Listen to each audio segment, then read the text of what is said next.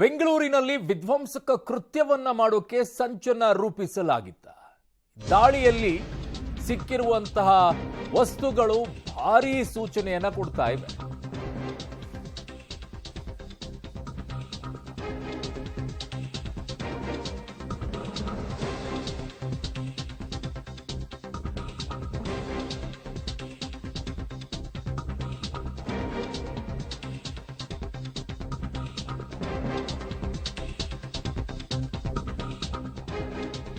ಬೆಂಗಳೂರಿನಲ್ಲಿ ಭಾರೀ ಸಂಚನ್ನ ರೂಪಿಸಲಾಗಿತ್ತ ವಿಧ್ವಂಸಕ ಕೃತ್ಯವನ್ನ ಮಾಡೋಕೆ.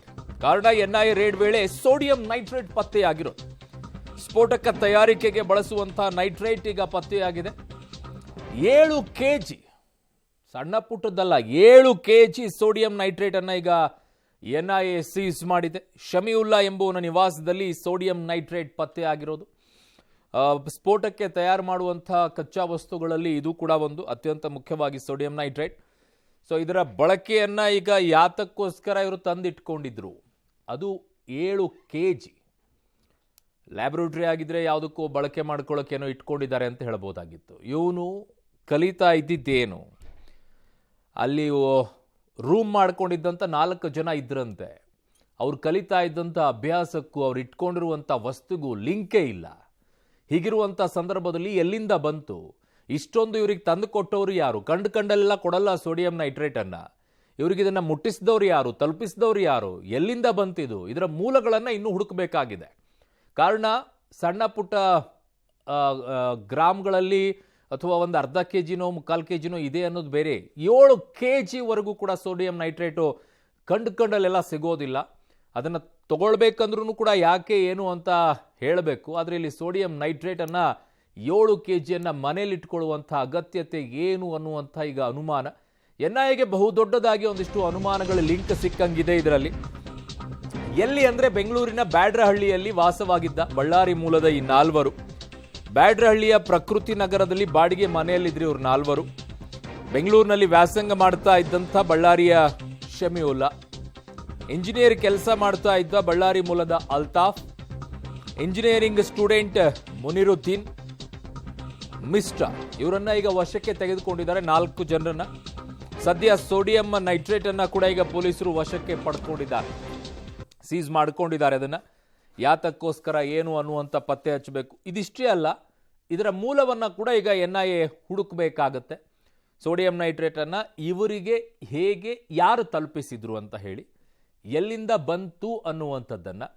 ಸೊ ಅದರ ಮೂಲವೂ ಕೂಡ ಸಿಕ್ಕರೆ ಇದರ ಇನ್ನೊಂದಿಷ್ಟು ಲಿಂಕ್ಗಳು ಆಚೆ ಹೋಗಕ್ಕೆ ಶುರುವಾಗುತ್ತೆ. ನನ್ನ ಸಹೋದ್ಯೋಗಿ ನರಸಿಂಹಮೂರ್ತಿ ಈಗ ನನ್ನೊಂದಿಗೆ ನೇರ ಸಂಪರ್ಕಕ್ಕೆ ಸಿಗ್ತಾ ಇದ್ದಾರೆ ಕ್ರೈಮ್ ಬ್ಯೂರೋಯಿಂದ. ನರಸಿಂಹಮೂರ್ತಿ, ಸೋಡಿಯಂ ನೈಟ್ರೇಟ್ ಸುಮ್ಮನೆ ಕಂಡಲ್ಲೆಲ್ಲ ಕೆಜಿಗಟ್ಟಲೆ ಎಲ್ಲ ಈ ಪ್ರಮಾಣದಲ್ಲಿ ಸಿಗೋದಿಲ್ಲ. ಈಗ ಅದರ ಮೂಲ ಎಲ್ಲೋ ಒಂದು ಕಡೆಗೆ ಹುಡುಕಬೇಕಾಗತ್ತೆ. ಯಾರು ಕೊಟ್ಟರು, ಎಲ್ಲಿಂದ ಇದನ್ನು ತಲುಪಿಸಿದ್ರು, ಹೇಗೆ ಬಂತು ಇದು? ಇವ್ರು ಕಲಿತಾ ಇರುವಂಥ ವಿದ್ಯಾಭ್ಯಾಸಕ್ಕೂ ಮತ್ತು ಇವ್ರು ಇಟ್ಕೊಂಡಿರೋದಕ್ಕೂ ಲಿಂಕೇ ಇಲ್ಲ. ಏನಿದೆ ಅಪ್ಡೇಟ್ಸ್ ನರಸಿಂಹಮೂರ್ತಿ? ಅರುಣ್, ಇವತ್ತು ದೇಶಾದ್ಯಂತ ಎನ್ಐಎ ಅಧಿಕಾರಿಗಳು 41 ಕಡೆ ಬೃಹತ್ ದಾಳಿಯನ್ನು ನಡೆಸಿದ್ರು. ಆ ದಾಳಿಯಲ್ಲಿ ಬೆಂಗಳೂರು ಹಾಗೂ ಬಳ್ಳಾರಿಯೂ ಕೂಡ ಸೇರಿದೆ. ಬೆಂಗಳೂರಿನ ಈ ಒಂದು ನಿವಾಸ, ಬೆಂಗಳೂರಿನ ಬ್ಯಾಡರಹಳ್ಳಿ ಪೊಲೀಸ್ ಠಾಣಾ ವ್ಯಾಪ್ತಿಯ ಪ್ರಕೃತಿ ನಗರದ ನಂಬರ್ 61ರ ಈ ಒಂದು ನಿವಾಸ. ಈ ನಿವಾಸದ 2nd ಫ್ಲೋರ್ನ ಮನೆಯಲ್ಲಿ ಸಮೀವುಲ್ಲಾ ಮತ್ತೆ ಆತನ ಸ್ನೇಹಿತರು ವಾಸವಾಗಿದ್ರು. ಇದೇ ಮನೆಯಿಂದ ಇವತ್ತು ಎನ್ಐಎ ಅಧಿಕಾರಿಗಳು ಸುಮಾರು 7 ಕೆಜಿಯಷ್ಟು ಸೋಡಿಯಂ ನೈಟ್ರೇಟನ್ನು ವಶಪಡಿಸ್ಕೊಂಡಿದ್ದಾರೆ. ಆ ಸೋಡಿಯಂ ನೈಟ್ರೇಟ್ ಇವರಿಗೆ ಎಲ್ಲಿಂದ ಬಂತು ಅನ್ನೋ ಒಂದು ಪ್ರಶ್ನೆ ಇದೀಗ ಆ ಒಂದು ಆತಂಕಕಾರಿ ವಿಚಾರ ಏನಿದೆ ಇದನ್ನು ಎನ್ಐಎ ಅಧಿಕಾರಿಗಳು ಬೆನ್ನು ಬಿದ್ದಿದ್ದಾರೆ. ಆ ಮನೆಯನ್ನು, ಅವರು ವಾಸವಿದ್ದಂತಹ ಮನೆಯನ್ನು ಕೂಡ ನಾವು ತೋರಿಸುವ ಪ್ರಯತ್ನವನ್ನು ಮಾಡ್ತೀವಿ. ಯಾಕಂತ ಹೇಳಿದ್ರೆ ಈ ಹಿಂದೆ, ಅಂದರೆ ಕೆಲ ದಿನಗಳ ಹಿಂದೆ ಹೈದರಾಬಾದ್ನಲ್ಲಿ ಒಂದು FIR ಅನ್ನು ಎನ್ಐಎ ಅಧಿಕಾರಿಗಳು ದಾಖಲು ಮಾಡಿಕೊಂಡಿದ್ರು. UAPA ಆ್ಯಕ್ಟ್ ಅಡಿ, ಅಂದರೆ unlawful activities of prevention act, ಅದ್ರ ಜೊತೆಗೆ 120B. ಈ ಪ್ರಕರಣದಲ್ಲಿ ಬಂಧಿತರಾಗಿದ್ದಂತಹ ಆರೋಪಿಗಳು ಯಾರಿದ್ರು ಅವರ ಜೊತೆ ಇವರೆಲ್ಲರೂ ಕೂಡ ಸಂಪರ್ಕವನ್ನು ಹೊಂದಿದ್ರು.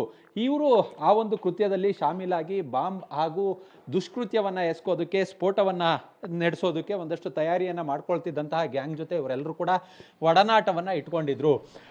ಇವರು ಇಲ್ಲಿ ತರಬೇತಿಯನ್ನು ಪಡ್ಕೊಂಡು ಆ ಬಳಿಕ ಆಫ್ಘಾನಿಸ್ತಾನದಲ್ಲಿ ಹೋಗಿ ಅಲ್ಲಿ ಒಂದಷ್ಟು ಕಾನೂನು ಬಾಹಿರ ಚಟುವಟಿಕೆಗಳನ್ನು ನಡೆಸೋದಕ್ಕೆ ತಯಾರಿಯನ್ನು ಮಾಡಿಕೊಂಡಿದ್ರು ಅನ್ನೋ ಹಿನ್ನೆಲೆಯಲ್ಲಿ ಎನ್ಐಎ ಅಧಿಕಾರಿಗಳು ದಾಳಿಯನ್ನು ನಡೆಸಿರೋದು. ಈಗ ಗಮನಿಸ್ತಿರೋ ದೃಶ್ಯ ಏನಿದೆ, ಇವರು ವಾಸವಿದ್ದಂತಹ 2nd ಫ್ಲೋರ್ನ ಈ ಒಂದು ಸಿಂಗಲ್ BHK ಮನೆ.